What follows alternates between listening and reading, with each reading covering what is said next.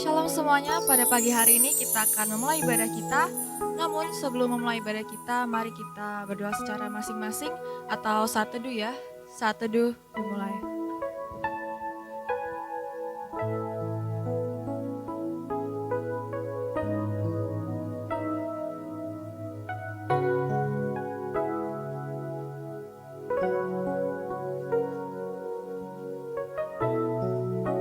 Amin. Shalom semuanya.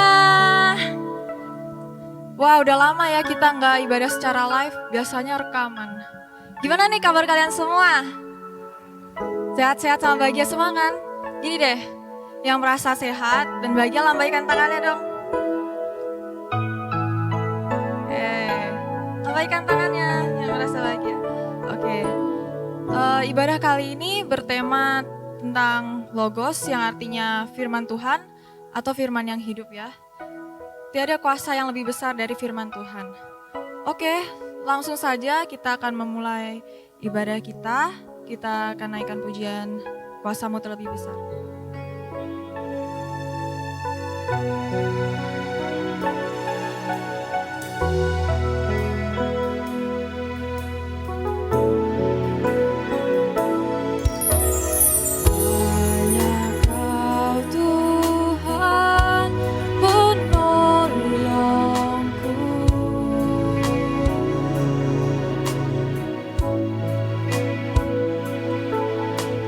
Yang selalu setia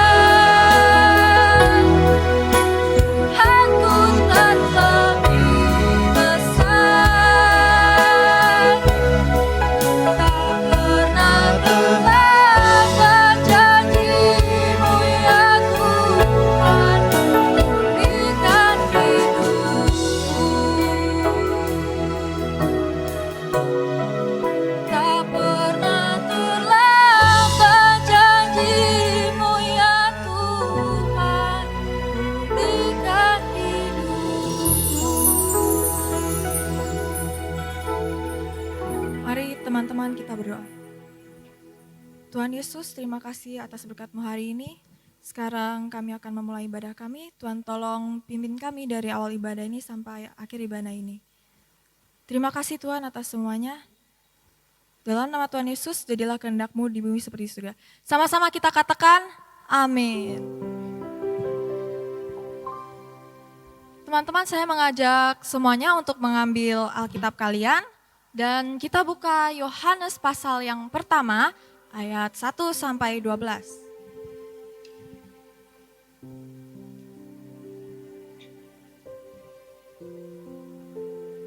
Oke, saya akan membacakan ayat yang ganjil dan teman-teman akan dibantu oleh para singer membacakan ayat yang genap.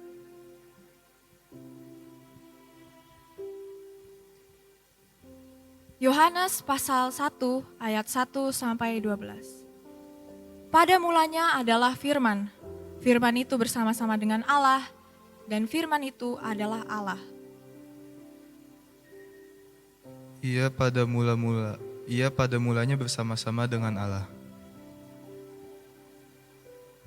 Segala sesuatu dijadikan oleh Dia dan tanpa Dia tidak ada suatu pun yang telah jadi dari segala yang telah dijadikan.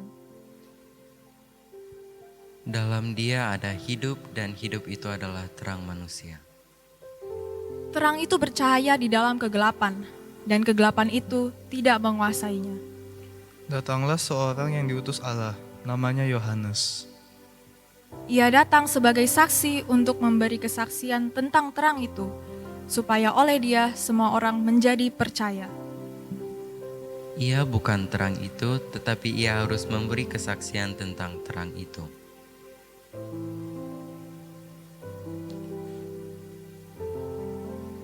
Terang yang sesungguhnya yang menerangi setiap orang sedang datang ke dalam dunia.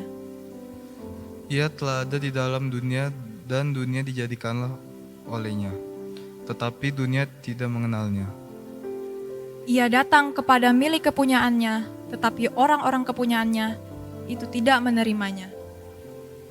Tetapi semua orang yang menerimanya diberinya kuasa supaya menjadi anak-anak Allah, yaitu mereka yang percaya dalam namanya.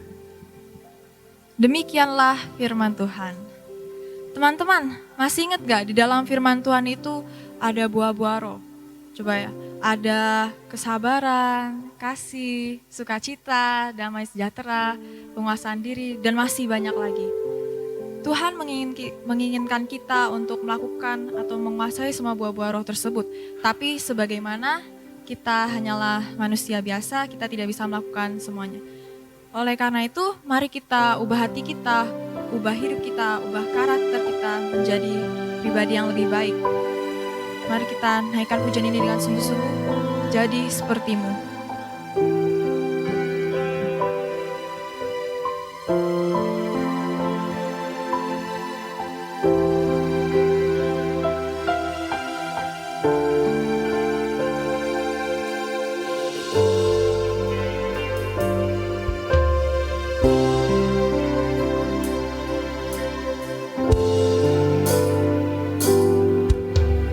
Bapa, Kau setia.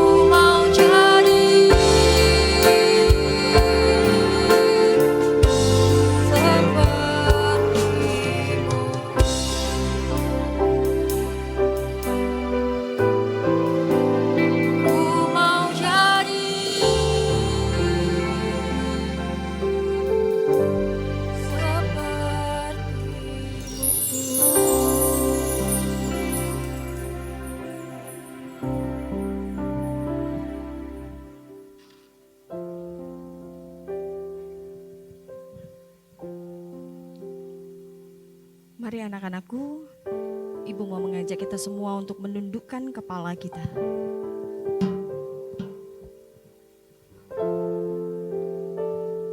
Pujian tadi mengingatkan kita untuk mengubah hati kita. Sebuah permohonan. Ubah hatiku Tuhan, seperti hatimu. Ubah mataku Tuhan, seperti matamu.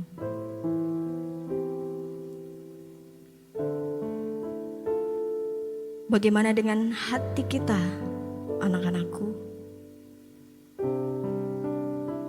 Apakah hati kita sudah mengasihi Allah sama seperti Allah mengasihi kita? Apakah mata kita sudah seperti mata Allah yang selalu melihat sekelilingnya dengan kasih? Dia tidak menghakimi. Dia tidak menghukum tanpa alasan. Dia selalu memandang dengan penuh kasih. Dia tahu kapan kita sedih, kapan kita membutuhkan perhatian, kapan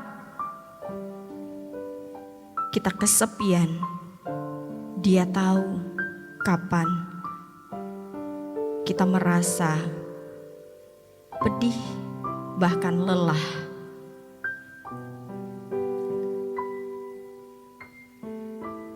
Mari kita datang kepada Tuhan. Kita belajar untuk jujur di hadapan Tuhan.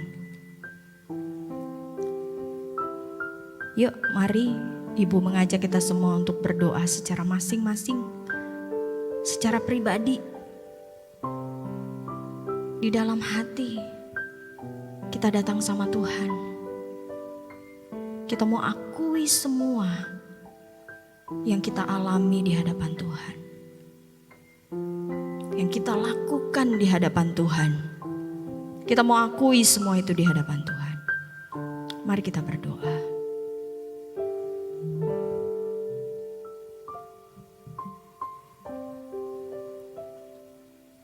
Iya Bapa,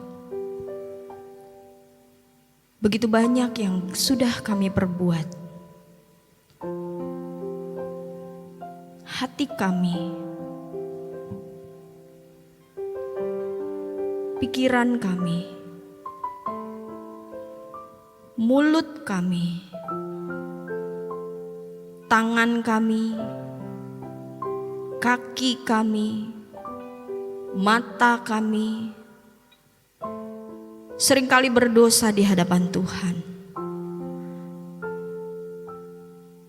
Keinginan hati kami seringkali bertentangan dengan keinginan Tuhan.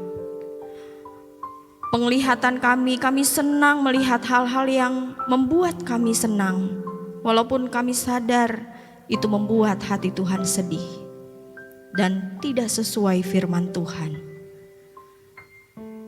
Tangan kami sering kali melakukan hal-hal yang tidak sesuai dengan identitas kami sebagai anak-anak Tuhan. Bahkan perkataan kami, mulut kami sering kali mengatakan perkataan-perkataan yang tidak berkenan di hadapan Tuhan. Ampuni kami ya Tuhan.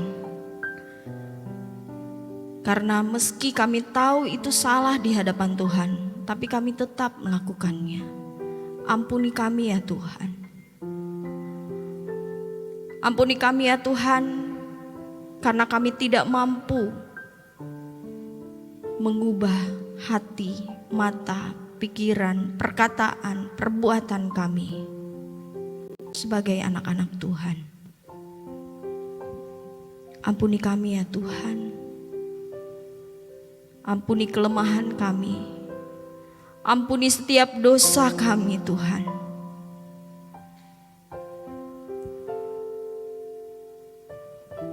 Kiranya kasih-Mu terus ada dalam kehidupan kami. Kiranya pengampunan-Mu terus terjadi dalam kehidupan kami. Jauh di lubuk hati kami yang terdalam Tuhan, kami ingin diubahkan oleh Tuhan. Karena kami tahu Tuhan itu juga keinginan Tuhan untuk kami hidup sebagai anak-anak-Mu, sebagai anak-anak Tuhan yang penuh kasih,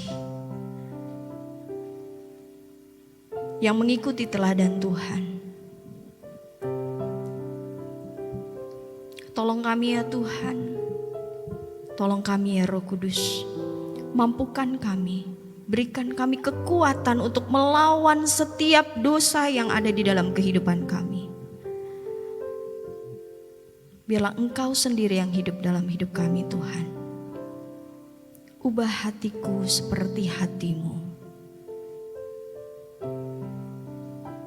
Saya mengajak kita menyanyikan lagu ini, refnya saja, dengan sepenuh hati, dengan lembut. Jadikan ini sebuah doa kita di hadapan Tuhan. Ubah hatiku.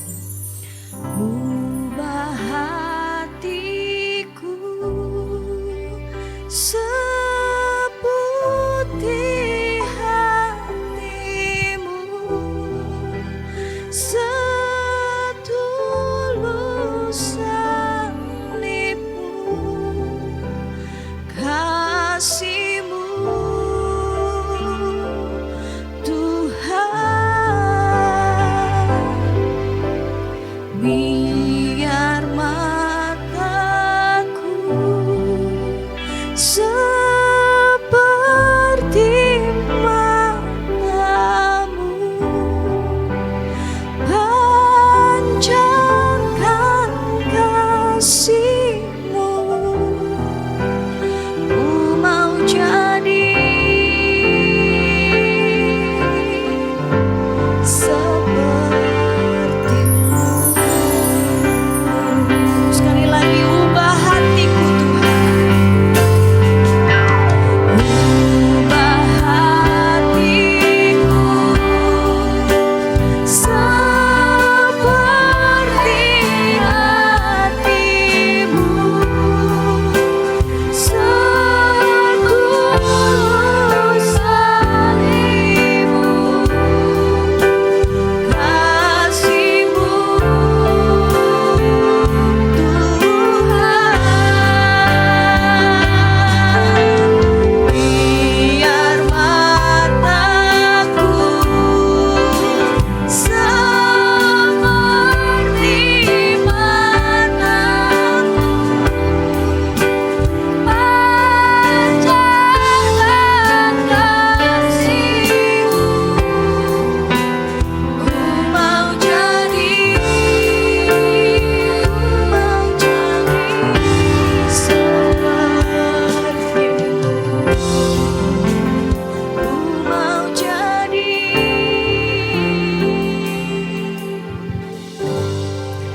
seperti-Mu.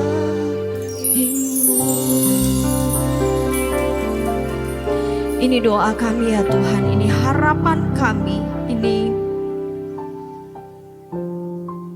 permohonan kami di hadapan Tuhan. Kiranya hati kami diubahkan seperti hati-Mu Tuhan. Setulus kasih-Mu di atas kayu salib yang selalu mengampuni dan mengampuni kami. Biarlah kami juga menjadi pribadi-pribadi yang sudah diampuni dan juga mau mengampuni. Hidup penuh kasih, memandang setiap sesama kami dengan kasih. Terima kasih ya Tuhan. Terima kasih karena Engkau selalu mengampuni kami. Biarlah pengampunan-Mu Tuhan mengubahkan setiap kehidupan kami. Di dalam nama Tuhan kami Yesus Kristus, kami berdoa dan mengucap syukur. Amin. Bersyukur kepada Tuhan karena kita boleh selalu mendapatkan kasih pengampunan Tuhan. Dan hari ini berita anugerah buat kita semua yang sudah menerima pengampunan Tuhan, yang terambil dari Yohanes 1 ayat 12 sampai ayat yang ke-14. Tetapi semua orang yang menerimanya diberinya kuasa supaya menjadi anak-anak Allah, yaitu mereka yang percaya dalam namanya. Orang-orang yang diperanakan bukan dari darah atau dari daging, bukan pula secara jasmani oleh keinginan seorang laki-laki, melainkan dari Allah. Firman itu telah menjadi manusia dan diam di antara kita, dan kita telah melihat kemuliaannya, yaitu kemuliaan yang diberikan kepadanya sebagai anak tunggal Bapa, penuh kasih karunia dan kebenaran. Amin. Kiranya Tuhan Yesus memberkati kita semua.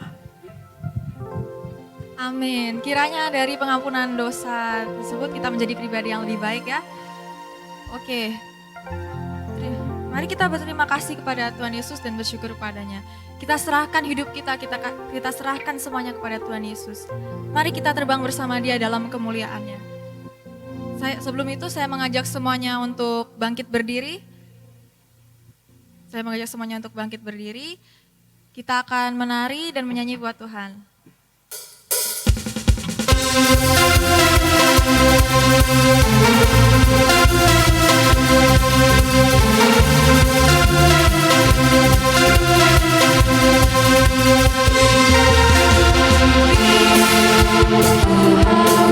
Kita bagi kakiku,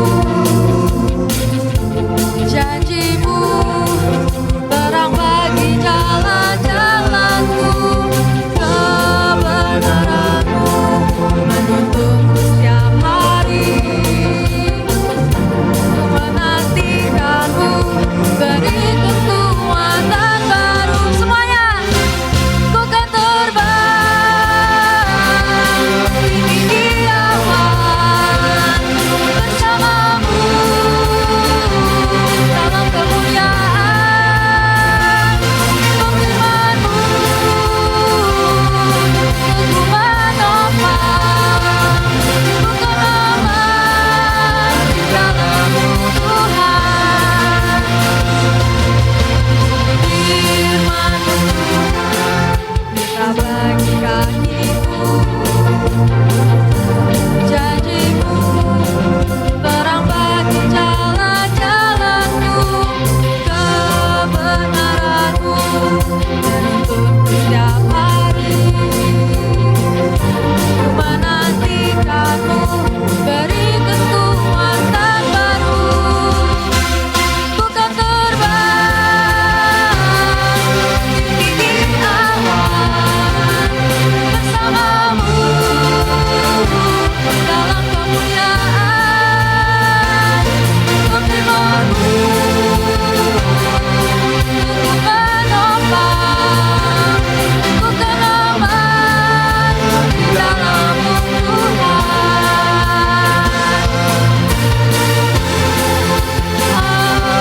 Tinggi awan bersamamu dalam kemuliaan. Firman-Mu teguh menopang, ku kan aman di dalam-Mu Tuhan. Ku kan aman di dalam-Mu Tuhan. Ku kan aman di dalam-Mu Tuhan. Berikan kemuliaan bagi Tuhan kita Yesus Kristus. Amin.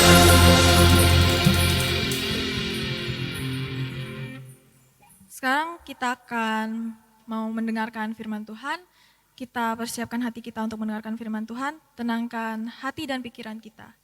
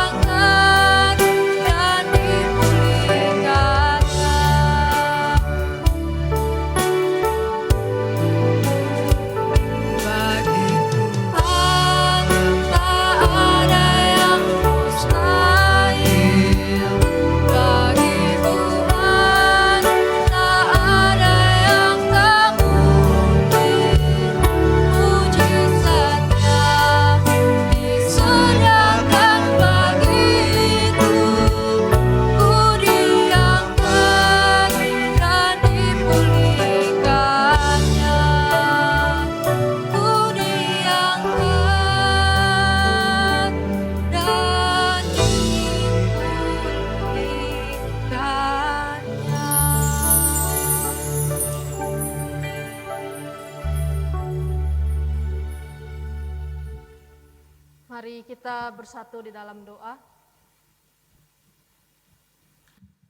Benar ya Bapa, biarlah firman-Mu hari ini memulihkan kehidupan kami.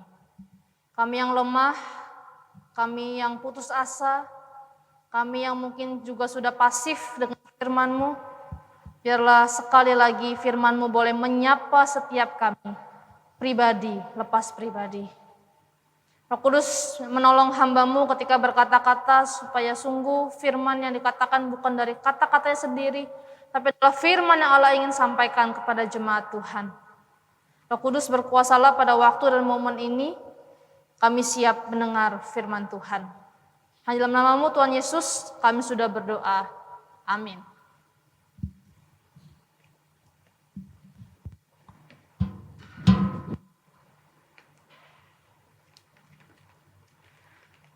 Selamat pagi Bapak Ibu Guru dan siswa-siswi SMP Tiara Kasih, Shalom. Puji Tuhan, hari ini kita memiliki kesempatan untuk beribadah kembali. Dan satu tema yang akan kita renungkan bersama mengenai logos. Nah, hari ini kita akan melihat apa sih sebenarnya itu logos dan apa gunanya bagi diri kita. Secara hurufiah, kata logos ini berasal dari bahasa Yunani yang berarti word, atau dalam Alkitab kita biasanya menemui dalam perkataan, kata-kata, ajaran maupun firman. Jadi logos ini secara umum berarti firman Allah. Nah, menariknya Rasul Yohanes menuliskan dalam Yohanes 1 ayat yang 1 sampai ke 18 yang tadi kita juga sama-sama baca, bahwa Tuhan Yesus adalah logos. Nah, mari kita coba lihat bersama ya, Yohanes 1 ayat 1 sampai yang ketiga tadi kita sudah baca, dan mari kita baca kembali dan memaknai kata firman di sini adalah Tuhan Yesus. Mari kita kembali membaca. Yohanes pasal 1 ayat yang pertama. Pada mulanya adalah firman. Firman itu bersama-sama dengan Allah dan firman itu adalah Allah. Ia pada mulanya bersama-sama dengan Allah. Segala sesuatu dijadikan oleh Dia dan tanpa Dia tidak akan ada satu pun yang telah jadi dari segala yang telah dijadikan. Di ayat yang ke-14 jauh lebih jelas. Firman itu telah menjadi manusia dan diam di antara kita, dan kita telah melihat kemuliaannya, yaitu kemuliaan yang diberikan kepadanya sebagai anak tunggal Bapa, penuh kasih karunia dan kebenaran. Jelas sekali, logos yang dimaksud dalam bagian ini adalah pribadi Tuhan Yesus. Tapi jangan salah paham juga ya. Kita mengartikan bahwa Yesus itu berarti hanyalah kata-kata yang keluar dari Allah. Wujudnya adalah semacam energi atau semacam firman perkataan saja gitu ya. Bukan. Tuhan Yesus adalah pribadi kedua dari Allah Tritunggal. Di sini Rasul Yohanes sedang mengajarkan bahwa apa yang dilakukan Tuhan Yesus itu sejajar dengan fungsi firman Allah di Perjanjian Lama. Makanya Yohanes pasal 1 ini kalau kita baca kurang lebih mirip seperti Kejadian pasal yang pertama. Pada mulanya firman. Kejadian pertama pada mulanya langit, Allah menciptakan langit dan bumi. Jadi mensejajarkan fungsi Yesus Kristus bersama dengan firman Allah di Perjanjian Lama di dalam area penciptaan, pembaharuan, dan pengungkapan diri Allah. Ini sebenarnya menjadi sebuah bukti yang sangat kuat bahwa Tuhan Yesus benar-benar Allah. Ia sudah ada sebelum penciptaan, ia ada bersama-sama dengan Allah, dan ia sungguh berkuasa sebagaimana Allah itu sendiri. Nah, secara khusus hari ini kita akan memaknai logos sebagai firman Allah yang tertulis, yaitu Alkitab. Kita akan fokus logos di sini dalam hal Alkitab, firman Allah yang tertulis. Mari kita kita melihat apa sih keunikan Alkitab dibandingkan kitab-kitab agama lain. Alkitab terdiri dari berapa kitab? Ada yang ingat? 66 kitab. 39 perjanjian lama dan 27 perjanjian baru. Dan kitab-kitab ini merupakan beberapa genre-genre yang berbeda. Ada yang bergenrenya cerita-cerita sejarah. Kita bisa baca itu di 1-2 raja-raja. Kita membaca ada kisah kerajaan Israel yang dipimpin oleh Raja A, Raja B, Raja C, ada pertempuran. Wah, kita membaca sebuah kisah sejarah Daniel, bagaimana dia dibuang ke gua singa. Kita tahu semua itu ya. Ada juga genrenya adalah puisi. Seperti Mazmur, Tuhan adalah gembalaku, takkan kekurangan aku. Waktu kita membaca ini tentu bukan membaca secara sejarah. Tuhan adalah gembalaku, oke. Bukan. Tapi kita membaca secara puisi. Tuhan adalah gembalaku gitu ya. Atau Amsal, Kidung Agung. Beberapa kitab di Perjanjian Baru juga menyelipkan him atau puisi di dalam perkataan-perkataannya itu juga. Ada juga yang bergenrenya nubuatan. Yesaya, Yeremia, itu sebuah nubuatan akan masa depan. Nanti akan datang anak ekor domba yang keluh dibawa ke dalam pembantaian, dia tidak berbuat apa-apa. Itu sebuah nubuatan untuk mengarah kepada Yesus Kristus yang tidak bersalah tapi dibunuh dan dibantai. Ada juga bergenre seperti surat. Ini jelas sekali, surat-surat Paulus. 1-2 Korintus, Roma, kita akan membaca selalu di awalnya adalah dari Rasul Paulus atau dari Rasul Petrus juga ya, 1-2 Petrus kepada jemaat di sini, kepada jemaat di sini. Ini adalah wujud sebuah surat, ada nama penerimanya dan ada nama pengirimnya dan ada tujuan surat itu ditujukan. Nah, menariknya Alkitab ini dari Kejadian sampai Wahyu itu ditulis kurang lebih oleh 40 orang yang berbeda dengan 3 bahasa yang berbeda, Aram, Yunani, Ibrani, dari lokasi yang berbeda-beda. Ada yang di benua Asia, benua Afrika, benua Eropa. Dan ini semuanya terbentang sepanjang 1500 tahun. Tetapi sebenarnya ada sebuah konsistensi isi di dalamnya. Ada sebuah pesan yang sama. Dari Kejadian sampai Wahyu, walaupun orang yang Musa tuh udah gak kenal sama siapa, udah gak ketemu sama Abraham gitu ya, untuk ngobrol, kongko, kita ngomongin apa nih? Udah gak ketemu, itu jauh sekali. Apalagi Daniel dengan Rasul Paulus, wah lebih jauh lagi. Bagaimana bisa kongko untuk samain satu benang merahnya? Gak bisa. Tapi karena ini adalah pengilhaman dari Roh Kudus yang menolong para penulis waktu menulis kitab-kitab ini dengan gaya bahasa mereka, dengan genre-genre yang berbeda itu, tapi memiliki sebuah pesan yang sama, benang merah yang sama. Inilah keindahan Alkitab kita. Tidak ada yang saling menyerang, tapi semuanya saling melengkapi dan menjadi satu keutuhan. Nah, mungkin ada di antara kita yang mulai berpikir, ya oke lah, fakta-fakta tadi tuh fakta-fakta menarik gitu ya, termasuk fun fact. Tapi Alkitab itu udah gak relevan buat sekarang, udah gak up to date, udah jadul, udah expired. Kenapa saya masih harus baca Alkitab? Lebih baik saya baca buku-buku yang lebih kekinian. Wah, yang terbitan 2020, 2021, lebih masalah-masalah kekinian. Alkitab ini udah ngapain kita baca lagi? Tapi mari kita hari ini melihat setidaknya ada 3 alasan mengapa Alkitab itu masih penting untuk kita baca, pelajari, renungkan. Karena ini adalah firman Allah. Mari kita melihat alasan yang pertama. Alkitab masih penting untuk kita pelajari karena Alkitab mengenalkan kepada kita siapa itu Allah yang sejati. Dan bagaimana karya keselamatan itu Allah kerjakan, Allah sediakan bagi setiap kita umat manusia. Dan hal ini terlihat konsisten.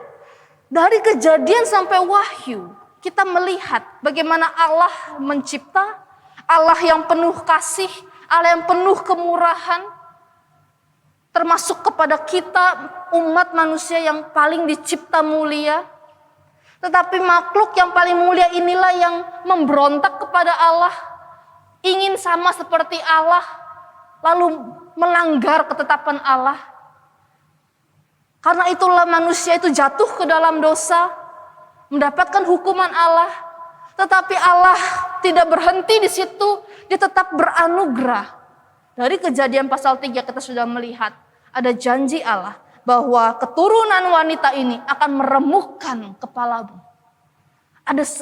Sudah ada sebuah anugerah di sana. Dan kita melihat setiap cerita-cerita bangsa Israel, Allah yang mengasihi bangsa Israel yang memberontak, dihukum, tapi Allah nggak berhenti meninggalkan mereka. Allah memberikan anugerahnya lagi, kembali lagi, tapi terus begitu lagi, sampai terus menerus, sampai bagaimana Tuhan Yesus menjadi klimaks dari kasih Allah dinyatakan kepada seluruh umat manusia sekali untuk selamanya. Yesus yang adalah Allah, dia rela menjadi manusia untuk mati di atas kayu salib, menebus dosa setiap kita. Sehingga kita yang percaya kepada Yesus Kristus, jalan keselamatan yang Allah sediakan itu, maka kita akan dipulihkan relasinya dengan Tuhan. Bukan hanya relasi kita dengan Tuhan yang dipulihkan, tapi relasi kita dengan sesama. Bagaimana Adam dan Hawa waktu jatuh dalam dosa langsung salah-salahan. Kakak beradik Kain dan Habel bunuh karena iri hati. Tetapi disinilah penebusan Yesus merestorasi, memperbaharui relasi kita dengan sesama. Kita diberi kemampuan meskipun sulit untuk mengampuni. Kita diberi kemampuan meskipun bergumul. Kita diberikan kemampuan untuk mengasihi mereka yang tidak mudah untuk dikasihi. Bukan hanya relasi kita dengan Allah, dengan sesama, tetapi juga relasi kita dengan alam. Bagaimana hukuman Adam itu diberikan juga alam menjadi tidak bersahabat lagi dengan manusia. Dan kita lihat sekarang ini, pandemi adalah satu, alam sudah tidak bersahabat dengan kita. Tetapi kita diberi kemampuan untuk mendatangkan shalom Allah lewat cara kita merawat alam, memelihara ciptaannya. Apa itu yang sudah kita lakukan di dalam kita memulihkan relasi kita dengan Allah, sesama, dan alam ini? Itulah yang kita bisa dapat dalam Alkitab. Problem dosa bukan hanya di zaman dulu, tapi sampai sekarang, bahkan sampai Tuhan Yesus datang kembali.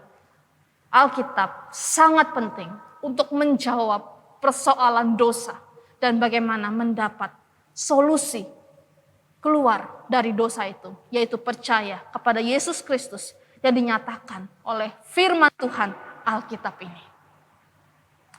Hal yang kedua, Alkitab juga masih penting untuk kita renungkan, untuk kita pelajari hari ini. Karena firman Allah mengajar dan menuntun kehendak kita supaya seturut dengan kehendak Allah. Nah, waktu dulu sebelum negara api ini menyerang, ya, pandemi ini menyerang, saya pernah kumpul-kumpul dengan teman SMA gitu ya. Nah, karena ada salah satu teman saya yang Kristen, sebut saja Mawar gitu ya. Maka saya pun bertanya kepada dia gitu ya, kamu masih ke gereja gak? Terus dia bilang, masih kok, tapi sekarang udah jadi jemaat aja, udah gak pelayanan lagi. Terus dia mulai cerita gitu ya, aku ini lagi seneng banget nontonin khotbah-khotbahnya pendeta Philip Mantova. Setiap hari aku tonton gitu ya, hari Minggu aku ikutin, wah bagus-bagus. Dan salah satu harapan dia pas ulang tahun kemarinnya, dia ingin jadi pribadi yang lebih baik lagi. Seperti pendeta Philip Mantova. Lalu saya bertanya sama dia ya, terus hari ini kamu udah baca Alkitab belum? Lalu dia bilang, belum. Terus dia tambahkan, jadi baik dulu lah Paula. Jangan saat teduh dulu, jadi baik dulu satu-satu. Habis aku jadi baik baru saat teduh. Apakah ada di antara kita juga yang berpikir kayak gitu ya? Nantilah baca Alkitabnya. Jadi pribadi yang lebih baik dulu aja. The better of me gitu ya. Bapak Ibu Saudara sekalian, ini pemikiran yang keliru.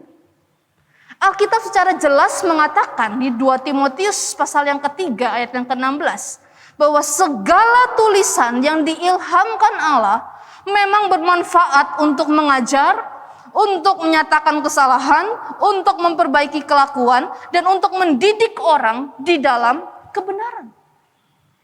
Dari membaca Alkitablah kita diajar, ditegur, dikoreksi, dikuatkan, dievaluasi, dan dididik untuk menjadi anak-anak Tuhan yang hidup sesuai dengan maunya Tuhan. Maka pertanyaannya, pribadi yang lebih baik itu standarnya apa? Sebagai umat tebusan Kristus, sebagai pribadi yang baik itu harusnya standarnya adalah Alkitab. Apa yang Allah katakan dalam Alkitab yang menjadi standar pribadi yang lebih baik bagi hidup kita. Pribadi yang lebih baik itu standarnya bukan apa kata influencer, apa kata selebgram, apa kata motivator, kata-kata mutiara di TikTok, bahkan apa kata pendeta-pendeta sekalipun. Apa kata Alkitab menjadi pribadi yang lebih baik itu? Mari melihat di dalam Alkitab. Apa yang Allah inginkan supaya kita semakin hari semakin serupa dengan Kristus. Di dalam Alkitab kita bisa menemukan banyak kisah tokoh-tokoh yang gagal dalam mengikut Tuhan. Bukan berarti kita mencontoh kegagalannya. Tapi itu menjadi sebuah teladan bahwa oke, mungkin suatu kali aku bisa jatuh ke situ, tapi aku tahu aku mau hidup mengikut Tuhan. Sudah ada contoh yang gagal. Dan aku mau hidup mengikut Tuhan. Ada banyak nasihat-nasihat dalam Alkitab. Ada banyak ajaran-ajaran Tuhan Yesus. Yang kita harus bisa terapkan. Menjadi pribadi yang lebih baik versinya Allah. Bukan versi dunia ini. Karena kita ini adalah miliknya Allah. Bukan milik dunia. Jadi kalau hari ini engkau ingin menjadi pribadi yang lebih baik, standarnya adalah Alkitab.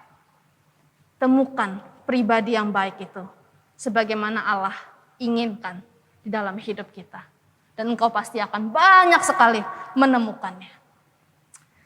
Dan yang terakhir, yang ketiga, meskipun Alkitab tidak membahas hal-hal kontemporer, nah ini penting banget nih ya. Seringkali kita suka bilang, ya kita boleh gak sih main TikTok? Mana coba di Alkitab, boleh atau enggak? Ya dulu belum ada TikTok ya kan, belum ada. Atau bagaimana menghadapi pandemi COVID ini? Coba cari di Alkitab, ada gak COVID? Ya gak ada. Bapak Ibu Saudara sekalian, bukan begitu cara baca Alkitab. Karena Alkitab bukan buku ensiklopedia, bukan buku sains, 101 how to live a better life. Kiat-kiat sukses mencapai surga. Bukan. Alkitab ini adalah firman yang Allah ingin sampaikan. Pernyataan diri Allah. Jadi waktu kita membaca Alkitab, penting sekali untuk kita mengetahui prinsip-prinsip pengajaran firman Tuhannya. Meskipun tidak secara jelas mengatakan satu topik tertentu. Tidak dikatakan satu topik tertentu bukan berarti lantas itu boleh dilakukan. Karena kita bisa melihat prinsip-prinsip pengajaran firman Tuhan. Misalnya nih ya, ini yang paling sering ya. Ada orang yang bertanya gini ya, ngerokok boleh gak sih? Coba cari di Alkitab, rokok boleh atau enggak? Orang yang gak boleh itu cuma di ruangan ber-AC. Alkitab tuh gak ada tulisan dilarang merokok tuh gak ada. Ya betul, nggak ada kata rokok di Alkitab, ya emang dulu nggak ada gitu ya rokoknya ya. Tapi bukan berarti nggak ada otomatis boleh. Kalau kita 1 Korintus 6 ayat 19 kita lihat. mengatakan seperti ini. Atau tidak tahukah kamu bahwa tubuhmu adalah bait Roh Kudus yang diam di dalam kamu, Roh Kudus yang kamu peroleh dari Allah, dan bahwa kamu bukan milik kamu sendiri. Nah, meskipun konteks ayat ini soal perzinahan, soal percabulan, tapi prinsip firman-Nya adalah apapun yang merusak tubuhmu, yang adalah tempat Roh Kudus berdiam, itu adalah perbuatan dosa. Jadi bukan cuma rokok, tapi segala hal yang membuat dirimu menjadi rusak, itu perbuatan dosa. Adiksi, canduan, itu perbuatan dosa. Misalnya lagi, Alkitab kan gak ada ngelarang kita nyontek, gak ada tulisannya, adanya jangan mencuri, jangan nyontek, gak ada gitu ya. Ya ini bukan peraturan sekolah di Alkitab, ini belum susah gitu ya. Kalau kita mau lihatnya perkata-perkata seperti itu. Tapi ada prinsip jangan mencuri, termasuk mencuri jawaban. Ada prinsip mengejar nilai-nilai kejujuran, integritas hidup, takut akan Tuhan. Atau kita nih mulai kena ini ya pengajaran, ini YOLO aja ya, you only live once. Ini suka-suka aku lah, hidup-hidup aku. Aku mau pakai kayak apa juga terserah aku. Tapi firman Tuhan jelas sekali mengajarkan kepada kita sebuah ketundukan. Kita anak perlu tunduk kepada orang tua. Kita sebagai warga negara perlu tunduk kepada pemerintahan. Hamba perlu tunduk kepada tuannya. Termasuk juga otoritas-otoritas yang di atas kita harus tunduk. Berarti itu juga termasuk guru, ketua kelas, siapapun yang ada di atas kita harus memiliki ketundukan atasnya. Dan masih banyak lagi gitu ya.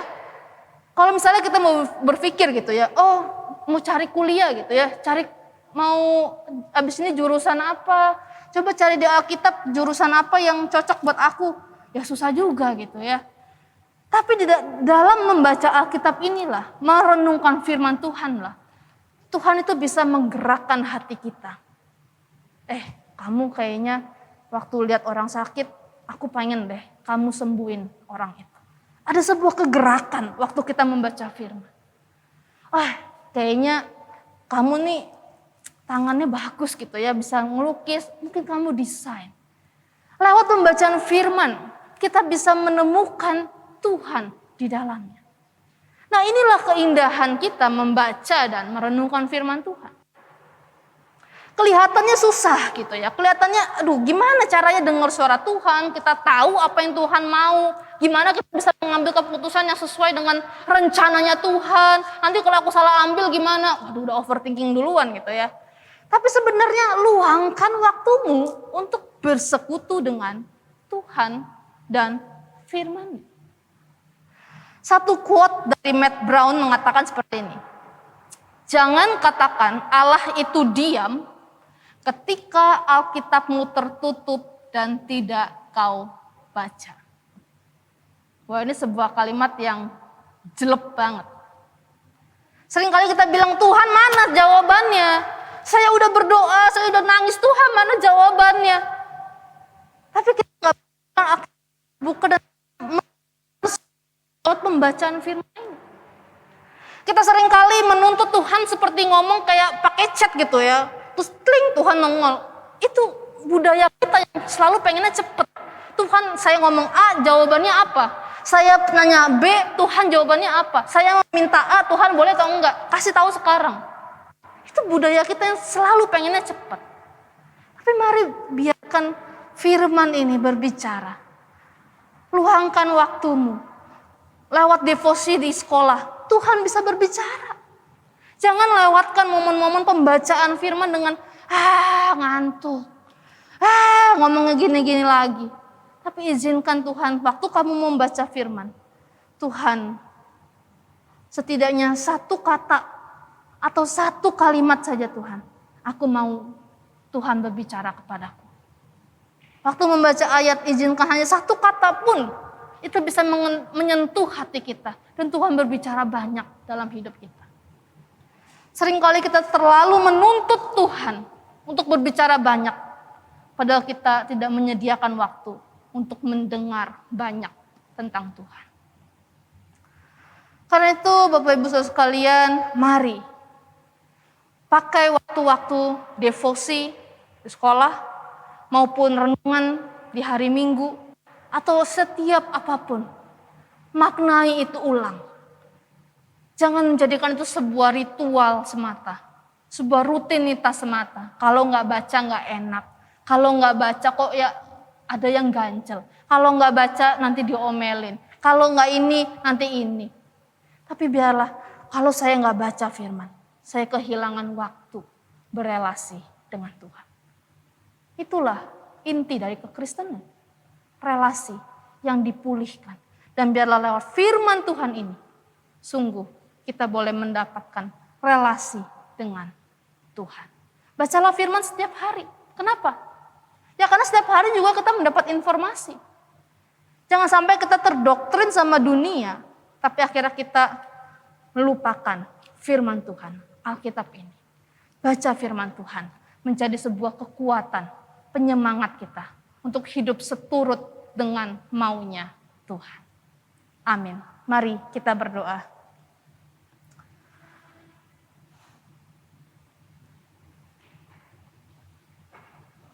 Ya Bapa, kalau mungkin beberapa waktu ini kami sudah enggan baca Alkitab, sudah jenuh, sudah malas, hanya kewajiban semata. Tapi biarlah Tuhan firman-Mu hari ini boleh menegur setiap hati kami. Bahwa Engkau sungguh ingin berelasi dengan kami melalui firman yang tertulis ini, Alkitab. Tuhan, kami juga mau rindu berelasi dengan firman-Mu. Bukan hanya waktu-waktu sesaat, tetapi hari demi hari, jam demi jam, detik demi detik. Kami mau menghidupi firman-Mu dalam hidup kami. Tolong kami Tuhan, tolong kami Roh Kudus. Hanya dalam nama-Mu Tuhan Yesus kami sudah berdoa. Amin.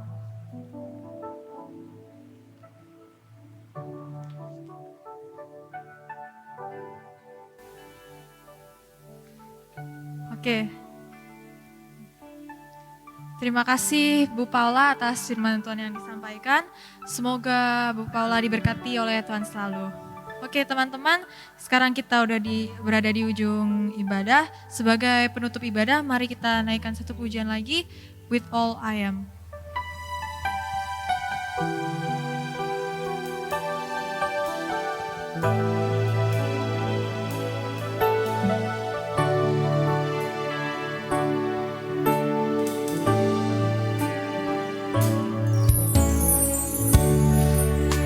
Into your hands I commit again, with all I am for you, Lord. You hold my world in the palm of your hand, and I am yours forever.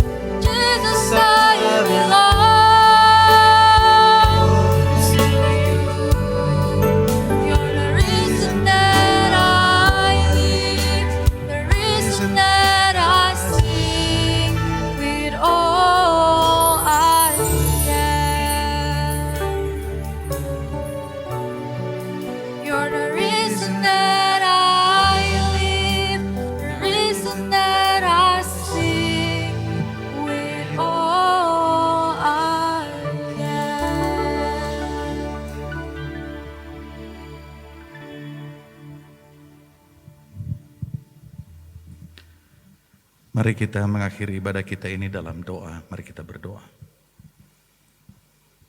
Bapa di sorga, kami bersyukur pada pagi hari yang indah ini. Kami telah beribadah. Kami telah memuji Tuhan. Kami telah mendengarkan firman-Mu. Terima kasih untuk firman-Mu yang menyapa kami pada pagi hari ini. Di mana firman-Mu itu sungguh-sungguh hidup. Dan biarlah firman itu terus menerangi jalan kami di tengah-tengah dunia ini. Hamba berdoa untuk seluruh anak-anak kami yang ikut ibadah hari ini. Meteraikan firman ini. Dan biarlah mereka boleh menjadi pelaku-pelaku firman Tuhan.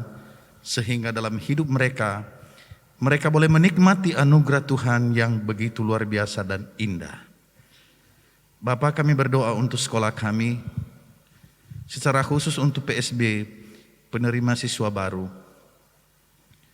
Kami mohon Tuhan campur tangan menolong, memberkati. Sehingga setiap unit, baik TK, SD, SMP, dan SMA, sungguh-sungguh banyak anak yang Tuhan kirim boleh belajar di tempat ini. Terima kasih Bapa. Kami juga doakan untuk rencana pemerintah, wacana pemerintah di dalam melaksanakan sekolah tatap muka. Mohon Tuhan menolong sehingga juga rencana ini tepat pada waktunya. Semuanya boleh berjalan dengan baik. Terima kasih Tuhan, kami menyerahkan seluruh kegiatan kami hari ini.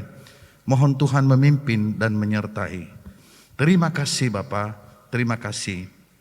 Saudara-saudara, arahkan hatimu kepada Tuhan dan terimalah berkat-Nya.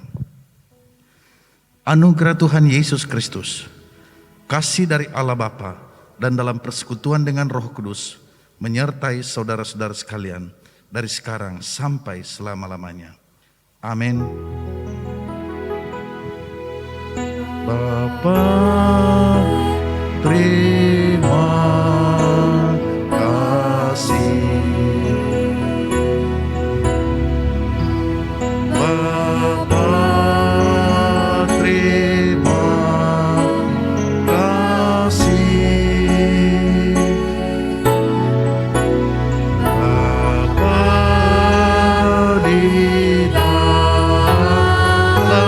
Surga puji terima kasih. Amin.